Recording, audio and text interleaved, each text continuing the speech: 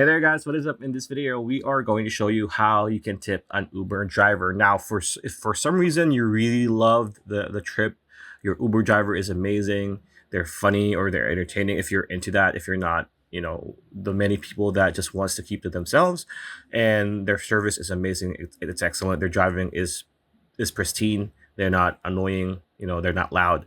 It's very easy. All you need to do is right after you hop off their vehicle, their car, after that trip, the usual rate screen will slide up, right? And this is pretty much where you're going to see you can rate their stars, right? Like 5 stars to 4 stars to three, and so on and so forth.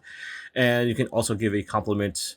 And then at the very bottom, you can also add a tip for your driver. So all you need to do is either tap no tip, $2, $4, or you could even enter a custom amount for your driver if you really want to give them a tip. So yeah, pretty much it. That's a video. Hope you liked it. Like, comment, share, subscribing. That bell icon. We'll see you on the next video.